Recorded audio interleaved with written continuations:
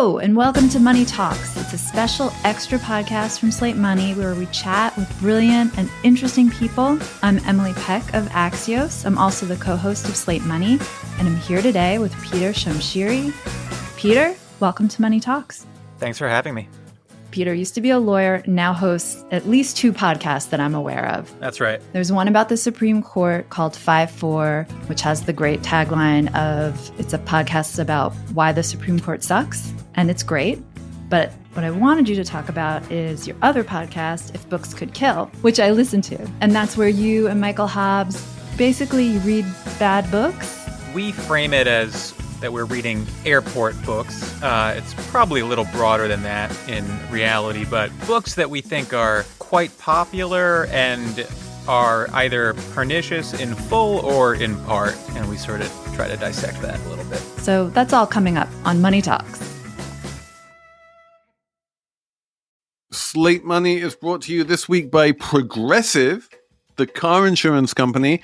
You might be doing laundry right now, or you might be going on a hike, or you might be doing just about anything, but you are also listening to this podcast, for which, thank you, we appreciate it. You are listening to the ads, for which, thank you, we appreciate it. We bundle these things together, and Progressive home and auto policies just bundle together in a naturally wonderful way in exactly the same way. Having these 2 policies together makes insurance easier and could help you save. Customers who save by switching their home and car insurance to Progressive save nearly $800 on average. Quote a home and car bundle today at progressive.com. Progressive Casualty Insurance Company and affiliates national average 12-month savings of $793 by new customers surveyed who saved with Progressive between June 2021 and May 2022. Potential savings will vary. You've done Freakonomics. You did the Michael Lewis, Sam Bankman-Fried book, which That's right. That was an exciting day when I saw it drop in the feed, not going to lie. You've even done Men Are From Mars, Women Are From Venus, The Rules, Rich Dad, Poor Dad. Amazing. How did this come about that you decided to do a show about airport books? It wasn't so discreet in the beginning. I think in the beginning we were thinking of it as like a podcast about pernicious ideas that were sort of floating around. And we started to sort of narrow it down into like, all right, how can we turn that thesis into something that's actually a focused podcast? And eventually we landed on these types of books. I think I'm sort of obsessed with them, and I've always been fascinated with them. I think that there's like a real like Americanness to airport books. The idea that you are just sort of at an airport or at a train station, and then you see this book that's like how to change your life, and you're like, all right, I'll read that on the plane. That there's something that's so pure about that I just wanted to get into. And I also think that when you start reading these books, they're all so bad in such similar ways that it reads to me like a singular phenomenon in a lot of ways. And I was interested in sort of peeling that back a little bit. Yeah, I mean, you often joke on the pod that at some point there will just be one book. Yeah. You start to see overlap in a lot of the books. Like the self-help books are basically giving you the same advice. The financial self-help books are giving you the same advice. And so you'll see in a lot of these different types of books, the same couple of themes popping up over and over again. And part of that is just that, like, for example, with self-help books, there's not that much good advice, right? Like there's not that much good advice that just applies to everyone.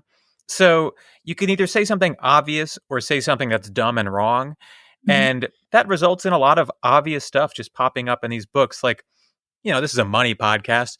If you're trying to give someone financial advice, then what's it going to look like? I don't know, like invest a reasonable amount, right? Try to get those compounding returns going early if you can. Buy real estate, I guess. Like this stuff just constantly pops up because there's not much else to say that is going to be broadly applicable. And so we've always had this sort of running joke that we're converging upon like the book singularity at some point.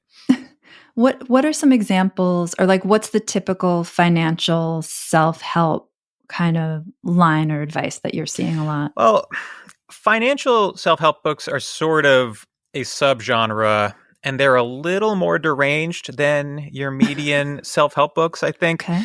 I think the healthiest self-help books are like organization books, tips on how to get organized in your personal life. I don't think they're very effective, but like they're very harmless, sort of obvious advice, the sort of stuff you could get in a listicle. When you get to the financial world, you really see that dichotomy between the obvious stuff and the wild stuff. So the obvious stuff, of course, invest, I don't know, buy an index fund or whatever, buy real estate, which of course requires you to have like $1 million, but whatever.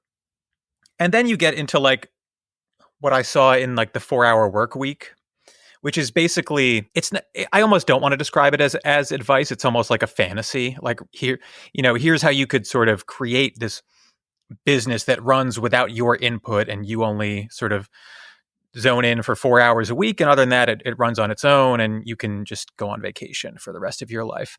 I don't really think that's advice. I think that's selling a fantasy that no one is actually going to manifest. But I think that's a good example of how you run into a wall pretty quickly in terms of like giving business advice, for example. And so that can lead authors in one of two directions. Either you just stick with the obvious stuff or you just sort of keep running with the sort of out of bounds stuff until you've run ridiculously far and you're writing a book about, using outsourced labor to run a very stupid business that sells nothing of import. I think it was like, basically the whole book is about using outsourced labor to basically sell like instructional DVDs or something. And then you just sort of whittle your work hours down to 4 hours and bang, you can just be on vacation your whole life. That's the thesis of the book, to put it in perspective. So yeah, I think that those sorts of really weird outcomes or really weird pieces of advice are sort of almost necessary to keep the genre going, because otherwise it's just too dull. You're talking about 4-Hour Work Week, the Tim Ferriss book. And one thing I thought was interesting about the podcast on that book, and I haven't read it, the book, the thing that I thought was interesting about that book, and maybe some of the other ones that you read, is that in the course of giving the advice, you say that Tim Ferriss basically teaches you how to be a best-selling self-help book author. Like, right. These are people who are selling the idea of success to readers, but their big success was in writing the self-help book. Yeah, same thing with like Robert Kiyosaki, the Rich Dad, Poor Dad author. That was, his first real business success was the book itself. So, and you see that all the time. Rhonda Byrne, who authored The Secret, which is not financial self-help. It's about, manifesting whatever you want, but very similar, right? The first time that they ever really were truly successful was when they got a best-selling book.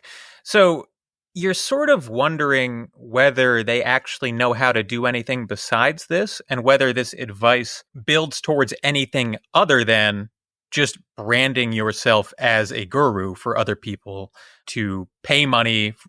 Other people will pay money for your advice, and that's the business model, because that's the only thing that most of these folks have ever actually succeeded at. You used to use the word pernicious a bunch of times, like these ideas are pernicious. Like, what do you mean? Like, is the secret pernicious? I don't know. I think that there's a lot of gray area when you talk about what's pernicious and what's just dumb. I think that something like The Secret is full of ideas that can be quite dangerous.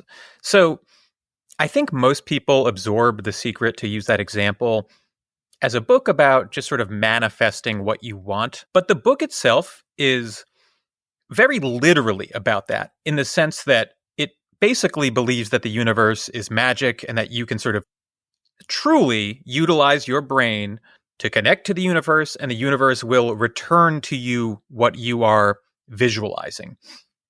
And that might just seem like, I don't know, a sort of like dumb metaphysical belief, but the book itself basically hints at using this to like cure disease.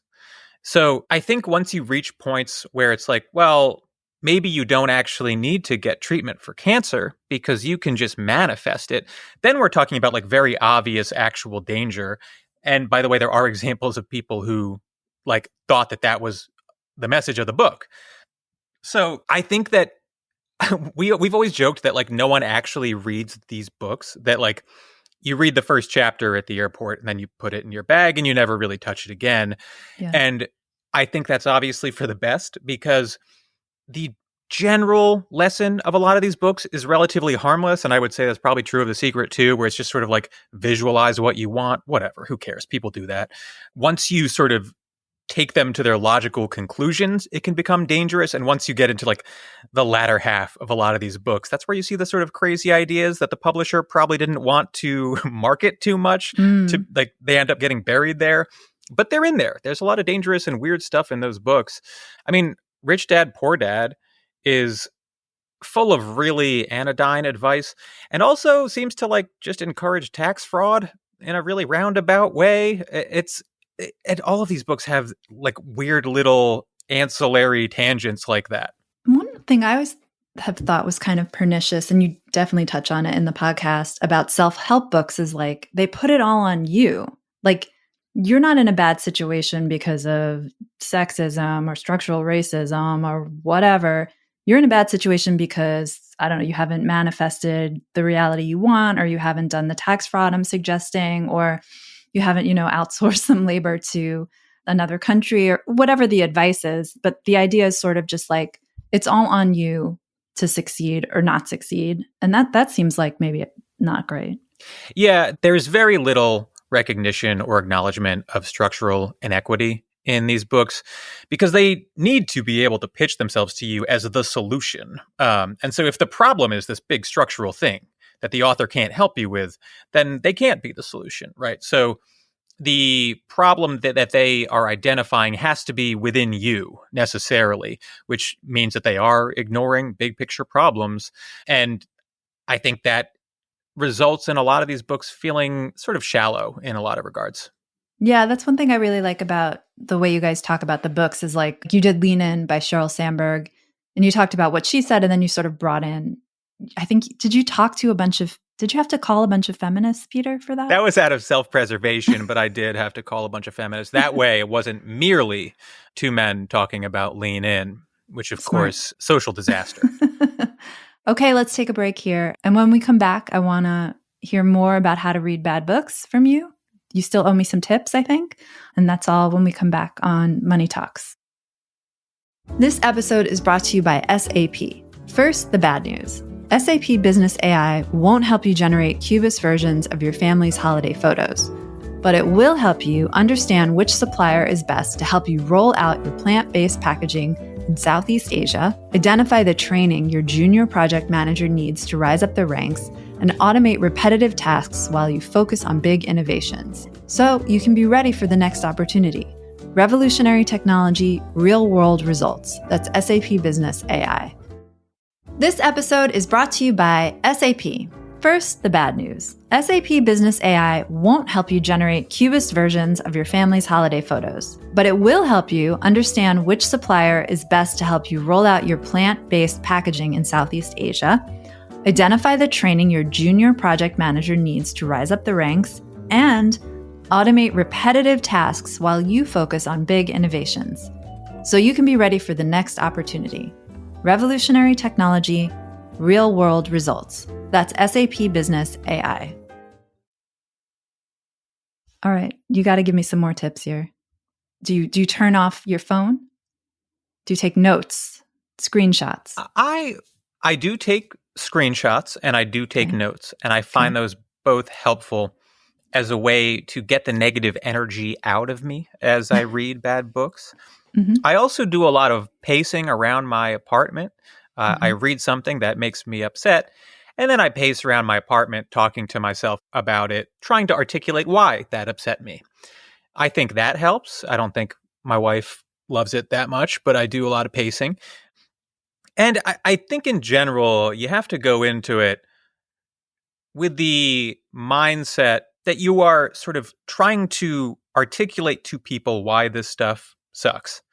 And I enjoy doing that. I'm sure that not everyone enjoys doing that, but I enjoy reading something that the average person probably doesn't have a ton of vision into, and then putting myself in a position to articulate as best I can to that person why this is actually dangerous or why this is actually stupid. It's amazing just how powerful it is to actually read the whole text. I mean, you joked before that like you don't think people read beyond the first chapter, but I mean, I listened to the episode on the J.D. Vance book, Hillbilly Elegy, and like got really nice coverage in the media for the book. And I didn't read the book, but I was aware of the coverage, and it was like, it was a book about triumph over adversity, and there was real empathy there for people who live in Appalachia, and it was so insightful and all this. And then I listened to the episode, and that's not what the book was about. And I think that's part of the project is you take these books that have this like really shallow, glossy media reputation, and you just dig a little bit deeper than that. And I think Hillbilly Elegy is a good example because I think now most people understand that J.D. Vance is, some sort of demon. And 7 years ago, that was not the prevailing wisdom. But again, all the information was there. You didn't really need to be caught off guard by this. But, these are sort of media failures at the end of the day. There are people whose job it was to read that book and figure out what this guy's deal was as someone who was pretty clearly launching a political career. And they did a terrible job of it. I don't think there's any other way to put it. I mean, they were sort of buying into like publisher marketing about what that book was. Yeah, like they could read like the press release and maybe a few chapters or something. Are you ever going to read anything? Like, how do you decide what books to read? And are you ever going to read anything that's actually good, or is that just not the point? We do the occasional bonus episode on a good book or an interesting book. We just did Doppelganger by Naomi Klein. And okay. I think we're pondering doing like Manufacturing Consent by Noam Chomsky, which as a, leftist piece of trash, I do think is a pretty good book. So, I think, first of all, to answer your questions one by one, we just have a giant Google Doc full of every terrible book we've ever heard of. And I just cruise that a couple times a month and sort of highlight books that are like something I want to read that month. But other than that, there's not a ton of rhyme or reason. I do have an internal rule that I haven't ever said out loud. That's only one Malcolm Gladwell book every 2 years. And I'm going to stick to that. Okay. Breaking right here. We have the scoop. That's right. Otherwise, it could very quickly devolve into full Gladwell, just a Gladwell dedicated podcast. People really like Malcolm Gladwell. I don't hate Malcolm Gladwell. I just think that his books are not very good. And I would like to discuss it a little bit more. But I mean, he's a great writer. A lot of the really popular books are just really fun and easy to read. I mean, I just read the Michael Lewis book, and I mean, Michael Lewis is a phenomenal writer in my mind. It's just the book is sort of a pleasure to read, and I feel the same way about most of Gladwell's stuff. It's just that I don't think that they're actually good. I think that Gladwell's stuff is like a lot of pop science is oversimplified, sort of veers between two lanes. One is which everything he's saying is obvious if you start to boil it down to its component parts. And then two is the stuff that he's saying ends up being like wrong and weird and like sometimes racist, which happened with Outliers, which I think was our second episode. And a very good introduction into like how a lot of these books that are, I think, considered harmless by most people and absorbed as harmless in the popular imagination actually have like these really weird elements where like there's a whole chapter about how Koreans aren't good pilots. It was like it's a very weird thing to read when you go into it thinking, yeah, this book is fine. It's just like, just some generic pop science. Yeah, I thought it was about is that the one where if you work for 10,000 hours on something, then you can become like really good at it? Yeah, which also that's one way to put it. But when you think about that statement, it doesn't seem like it's the most insightful thing I've ever heard.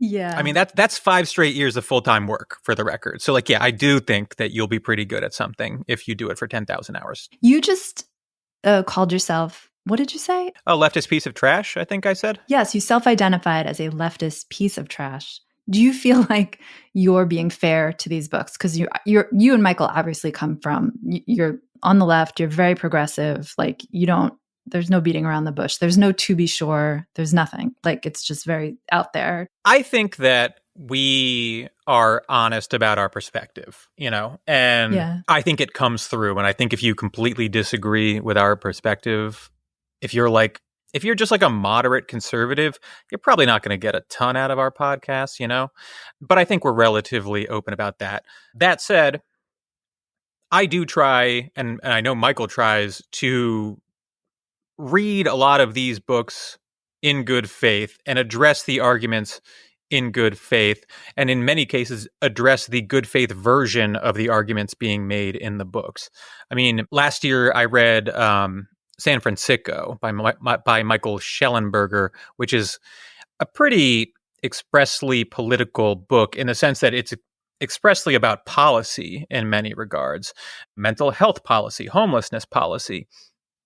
He's a conservative. We're critiquing him from the left. But I would like to think that we made arguments that do not rely on the listener having like a predisposition to leftist arguments or whatever. I would like to think that we made the best possible arguments, at least, the best possible arguments that you can make in the form of a hour-long podcast or whatever.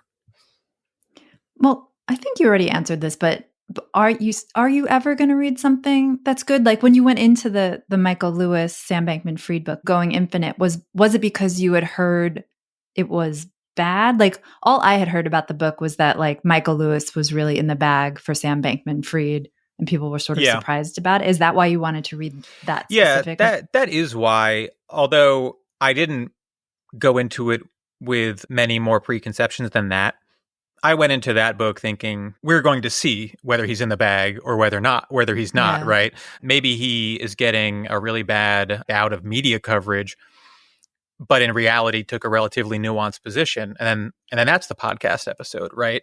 I actually got kind of lucky that that's not what happened, because I do think that podcast episode would have kind of sucked. So I was excited to find out that Michael Lewis was in fact in the bag in a really weird way for SBF. Yeah. Did it make you want to read more Michael Lewis books and ruin them for me, or can you just leave them be? I'm like a pretty big fan of Michael Lewis in general. I've probably read 3 or 4 of his books before this, and I thought they were all good. Big sucker for like Flash Boys, Moneyball. He's got a cool style, and I always felt like I learned a little bit and had fun reading them. And so I don't really want to ruin that for everyone. I don't want to ruin it for myself. So I'm also not sure that he's done anything quite as weird as what he did with Going Infinite.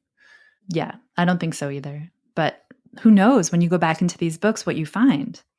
That's true. Although I do think that we have, in the case of SBF, a very unique situation where you can compare what Michael Lewis is saying to a trial where there's like evidence presented and like, you're reading the SEC complaint on one hand and Michael Lewis's account on the other and being like, well, these don't quite line up. You're not going to get that for Moneyball or whatever. Right. That's true. Do you ever hear from authors? Yeah. When we did Liberal Fascism by Jonah Goldberg, he replied to our tweet about it with the yawn emoji. That's fair. I mean, not that I thought. I don't think he listened, to be fair. I did do a quick search on Twitter, and he replies to a lot of people with the yawn emoji. So I think it's his sort of default, I don't care about you sort of thing, which I respect and appreciate. But that is, I think, the sum total of the author feedback that we've gotten. Do you think you'll ever write a book? I mean, after doing this, I feel like that would be a really dangerous thing to do. Like you're setting yourself up for a lot of criticism, but maybe that's okay. I don't think that I would ever write a book. I think it requires focus and dedication and a love for the craft that I don't have. And again, I do consider myself just sort of a naturally talented hater. And so unless I could translate that to the page, I don't think the book would be very good. Have you heard about Doublenomics? It's okay if you haven't. It's extremely niche and practiced by Discover. Here's an example. Discover automatically doubles the cashback earned on your credit card at the end of your first year with Cashback Match. That means with Discover, you could turn $150 cash back to $300. It pays to Discover. See terms at discover.com/credit card. The IKEA Business Network is now open for small businesses and entrepreneurs. Join for free today to get access to interior design services to help you make the most of your workspace, employee well-being benefits to help you and your people grow, and amazing discounts on travel, insurance, and IKEA purchases, deliveries, and more. Take your small business to the next level when you sign up for the IKEA Business Network for free today by searching IKEA Business Network. Hi, I'm Josh Levine, one of the hosts of Slate's weekly sports show, Hang Up and Listen. Every Monday, I'm joined by Joel Anderson, who you might know from Slate's Slow Burn podcast, and Stefan Fatsis. This summer, we'll be diving into the Paris Olympics, watching Simone Biles, Sha'Carri Richardson, and Victor Wembanyama, obsessing over track, team handball, and breakdancing, and talking about the Olympic Committee's Russia ban and sex testing in elite sports. Check out Hang Up and Listen wherever you get your podcasts. I want to ask you a question because you also do the Supreme Court podcast. And one thing I think I know about Supreme Court decisions is that they've gotten a lot longer over the years. Like I think I've learned this from your podcast. They used to be like 5 pages. Now they're like 80 pages or. Yep. Absolutely correct. I'm sorry if you have a substantive question, but I did want to just sort of sigh in exasperation as you said this. It's true. Yeah. Is everything getting too long? I don't know if that's a real question, but I really want to ask it. I'm really concerned about it. I think that in the case of the Supreme Court, and maybe we can extrapolate upon this a bit, but in the case of the Supreme Court, I think that there was 100 years ago an understanding that these were just some smart people bumping their heads together and being like, I don't know, what do you think's the best outcome here? And so that results in relatively short decisions. Now there's like this whole performance that goes into it where they're trying to reason it out as if they're doing like advanced mathematics or something. And so the length of the opinion is sort of like serving to obfuscate that it is in fact just a bunch of people knocking their heads together being like, I don't know, what do you want to happen here? Right. Mm-hmm. And sort of makes it seem as if they're doing something a little different, that they're really sort of picking this apart and figuring out what the correct answer is. So I do think that, I don't know how much this applies in other areas, but I do think in the case of Supreme Court decisions, it's basically designed to trick you. It's basically this thing that is meant to make you think, oh, hey, they're being really good and thorough and serious here, but they're not. It's the same thing that it was 100 years ago. It's just that they've learned how to sort of dress it up. Yeah. I kind of wonder that about books sometimes too, because some of the books I'm getting, I get in the mail are like 500 pages or something, 600 pages. And it seems like a lot. I mean, we always talk about, you can tell that some of the self-help books especially got stretched out to like 200, 250 pages. And they do it in really transparent ways. I mean, like there will be worksheets in the middle of these. There will be questionnaires of various types. So I think with like those types of books, the cards are face up, right? You can tell that what they're doing is just stretching out a very small amount of content. What should be a lengthy blog post or something, they're turning into a book. In some cases, that's literally what's happening with a lot of these books, where someone writes a blog post and then a publisher comes along and is like, let's turn this into a book. There are other types of books. Once you get into the 600-page types of books, I think you're talking about something else, a psychological phenomenon where the author truly believes that they need that many pages to say what they're saying. In reality, that's basically never the case. Do you think you could tell listeners how to write a best-selling airport book? Yeah. I'm going to wing this. I've never thought about this, but I said that with a lot of confidence, so I'm just going to go for it. I think that you need to think about one thing that you're like a little bit good at. Okay.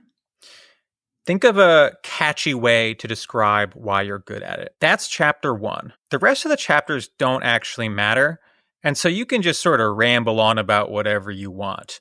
But if that initial concept is catchy enough, that can be a bestseller. So, like, I don't know, if you're good at painting, but what you like to do is turn the painting upside down and then start that way. Write a book called, like, Flip It, how reversing the painting changed how I approached everything in my life. The first chapter is about discovering this. every other chapter is you just sort of extrapolating until it's very boring. Everyone's bored. It doesn't matter. Reviewers won't read it. Readers won't read it. We're the only people that are going to read it, the podcasters who are making fun of you. But by then, you'll be so rich, it's irrelevant. I am honestly inspired by this. And after we get done here, I'm going to write down some things. Yeah, it's time. You'll figure it out as long as you just flip it. Just flip it. I'll just flip it. Yeah, I got it. No problem. That's actually a pretty good. I'm write that down. I think it's technically copyrighted. I said it on a podcast. Do you think you have any other like big takeaways from reading this many bestsellers? Like, I think have you learned anything? I feel like I've learned things. It's not that I've learned so many things from the books, although they're not like without insights. I think that I've learned a lot about like our collective psychology, in the fact that a lot of these books get like absorbed by the culture in a certain way that doesn't actually reflect the books themselves as much as like what we all wanted to take from these books. Like The Secret is a good example, because I think if you asked most people, they would say, oh, that's a book about like visualizing what you want, right? Like vision boarding or something along those lines, which seems so harmless. And The Secret, in fact, is like a book about metaphysics and like literally physically connecting your brain to the universe and all sorts of really wild conclusions that you can draw from that about how to be rich, about how to cure yourself of disease. But there's like a real question about whether that actually matters, because the culture absorbed it in one way. And like our collective understanding of the book is actually this relatively harmless thing. And so like, is this a dangerous book or is it not? I don't actually know that I have a clean answer to that. But I think that the gap between what these books are and how we understand them is like something that I am continuously interested in and still don't quite understand. But that's what we're sort of like trying to explore, right? There's like all of these books that so many people have this limited understanding of. They're aware of it. They have a decent idea of what it's about. But if you just start reading those books, you'll find things that you had no idea were in there that are potentially really dangerous or weird or just stupid. And I don't know. I feel like it says a lot about our society that, you know, you can find books like that have sold 20 million copies and no one seems to understand what they're actually about. Well, Peter, thanks for coming on. And for people who are interested in hearing more from you, where can they find you? Yeah, you can find me on my podcast, If Books Could Kill, and 5 to 4. And that's our show for this week. Thank you, Jared Downing and Cheyna Roth, for producing. And I'll be back in your feed on Saturday, along with Felix and Elizabeth, for a regular episode of Slate Money. Thanks for listening. At crucial stages, business owners ask themselves, how am I going to do this? It's not about doubt. It's about opportunity with the right financial partner. At Sandy Spring Bank, we work alongside businesses in the DMV. It's the best part of being a community bank. With our Flex Business Checking, loans, and lines of credit, we're the here's how for thousands of area businesses. What's your next financial destination? Sandy Spring Bank. Visit sandyspringbank.com/business. Member FDIC.